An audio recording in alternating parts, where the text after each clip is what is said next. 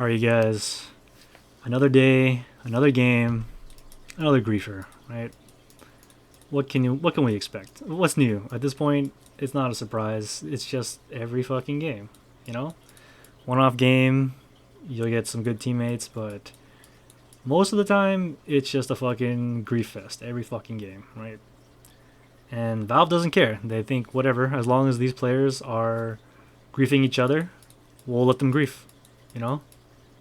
This kind of behavior should be a fucking ban. The behavior that you're gonna see should be a ban, but no, they don't care, right?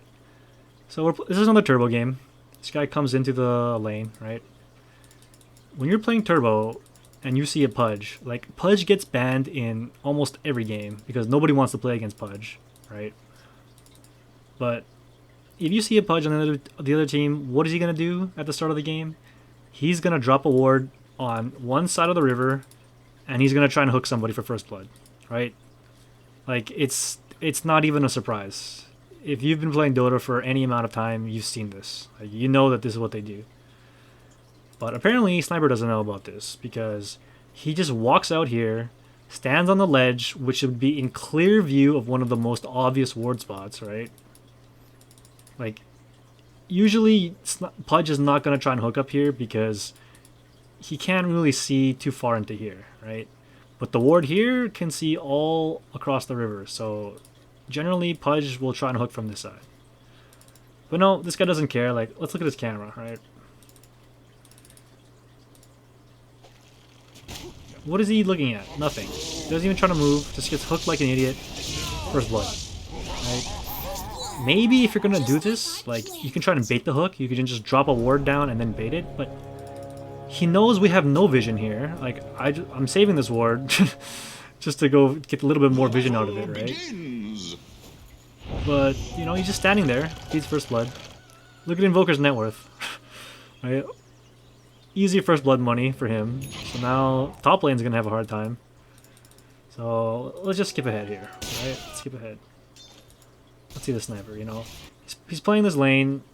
Band of Elven Skin, right? No regen. Like, if you're gonna build Wraith Bands, build Wraith Bands. Like, finish your Wraith Bands. Why are you building just a random band of Elven Skin? Especially because he's laning against Pudge, right? Pudge already has boots. You get one hook from Pudge, you're dead. You can't run away. You got nothing, right? Maybe if you have boots, you can walk away. No, but this guy doesn't care, right? He's not here to play this game. He's here to just fuck around and grief anybody if he gets tilted, right? So, his lane partner, SF, dies. What does he decide to do? Yeah, no vision against Pudge, no vision against anybody. Doesn't know where anyone is. He's no regen, he's got no boots. And he just decides he's gonna hide in the trees here, right? He could have just ran back here and started blocking the creep wave so that his equilibrium would have been higher up and he would have been safer close by the tower, but no. He's gonna run into the trees. Right, run into the trees. Now he's opening the scoreboard, not even paying attention to what's happening here. Gets spotted by Pudge. Pudge is hitting him, and what does he do? Instead of running, he thinks, yeah, let me auto-attack Pudge. Let me auto-attack Pudge here. Let me walk into Pudge. Let me walk back down this way. Like, where is this guy even going, right? If he had just started running immediately after he saw Pudge, maybe he lives. But, no, this guy's fucking clueless, right? No regen, Band of Elven Skin randomly, right? Whatever. So, I was doing a decent job fighting OD mid, but this guy dies, and what does he feel like doing, right? Like, SF is already clocked out, right? He doesn't want to lane with this idiot. So, he's done. He's jungling 3 minutes into turbo game, right? If you're jungling this early, your team is just fucked. Zeus, you know, I can't blame Zeus. He's playing a support for anti-mage. He sees that SF checked out, right? So he teleports bottom.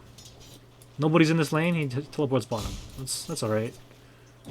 Sniper, what did he decide to do? Yep. He fed first blood middle, ruining top lane for an anti-mage. Ruins the bottom lane, and now he's gonna come middle to ruin mid lane. You know? He comes here, and you know, maybe if you wanna, like, he has 2 shrapnels. If he had just come up and literally just double shrapneled this guy, I could cast my Q. We'd probably kill Odie here, no joke. But no, he doesn't care about that. He just wants to fuck my lane up. drop the shrapnel, just start auto-attacking the creeps to fight me for the creeps. We don't get the flag creep, you know, and now he's gonna go jungle. Right?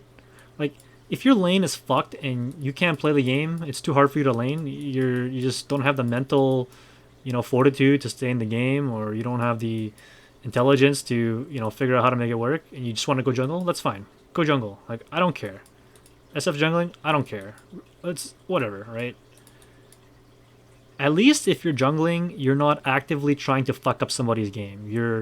You're inadvertently letting the game go to shit because the enemy is going to get a free lane and they're free farming, right? But at least you're getting free farm. You're not technically hurting anybody on the team, right? But instead, no. You fuck up the game by giving first blood against the Pudge cluelessly. You go fuck up bottom lane, and now you go middle to fight your mid laner, shrapnel his wave, steal his farm, just to go fuck up his day, right? And then you're gonna fuck off into the jungle now. Why not just go fuck off into the jungle to begin with, right? Why do you have to go middle, TP, shrapnel the wave, and fuck up mid laner's day, huh? Because when you do that, the enemy's like, look, the enemy sees you teleport middle, and he's just gonna follow you. Now you just bring a second player to fuck with the mid laner, right? I can't tell you how many times this shit happens. So at this point, you know, I see this, and I'm like, okay, there's no point. There's really no point. If I wanted to, I could try really, really hard, and I could probably, you know, carry this game back like I did on the Ember Spirit the other day, and, you know, and maybe we can carry this game to 30 minutes. But we'll still just end up losing because I'm a fucking silencer playing against all this disable. At some point, they're just going to jump me and kill me, and I can't do anything, right? This guy is not going to be useful. He's just going to be completely fucking useless. Guaranteed, right? You can already see this. Zero thinking going on in this guy's brain. Right?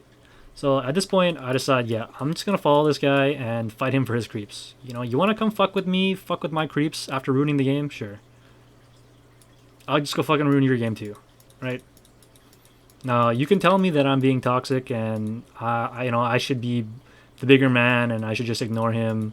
But honestly, it's not even worth the time. This is a better outcome for me because if I do this, we're gonna lose the game faster, and I can just play the next game, right? Well, you can just go next. What's the point? It's a turbo game. This guy obviously doesn't care. You know, this guy obviously doesn't care. Why am I trying hard, right? The harder I try to win the game, the worse it feels when we lose. When we inevitably lose, because we're gonna lose, right? Like maybe Anti-Mage plays well, and he's trying. Maybe Zeus plays well, he's trying. So what? It's still a 3v5, and, you know, 80-90% of the time we're just gonna lose, right? This is the shit that you have to deal with on, like, that I have to deal with on a regular basis. Because these fucking animals, they don't get banned. They just queue up the next game and ruin the next game and ruin the next game and ruin the next game. And it doesn't matter because all they gotta do is play this bare minimum amount. Like just to pretend like they're trying. Just to give this fake, worthless effort.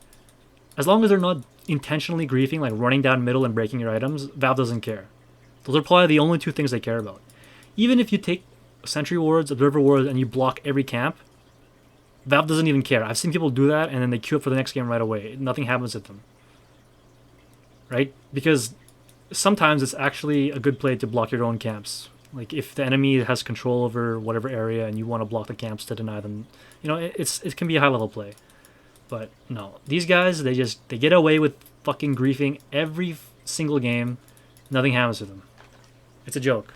It's, you know, these griefers, they ruin Dota.